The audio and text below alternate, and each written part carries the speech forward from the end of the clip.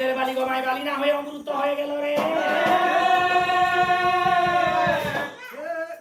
দশরথ রাজা হাতে আজ্ঞা ধারণ করে আছে, ইয়ে বালির পিণ্ড হাতে ধরে দশরথ রাজা গেলেন কোথায় না পদ বলছে, আরে বালির পিণ্ড হাতে বাঁধে চড়িলে নদী জরতে।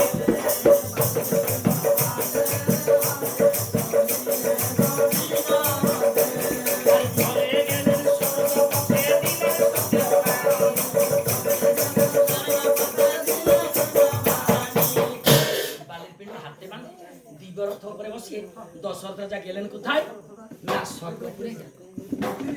তবে বটবৃক্ষ বলেছে স্বর্গপুরে গেলেন দশরথ।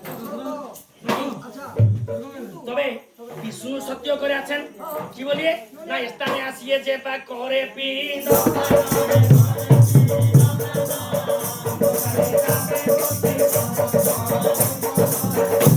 বিষ্ণু সত্য করে আছেন এখানে পিণ্ডটা দিলে স্বর্গ প্রাপ্তি হবে।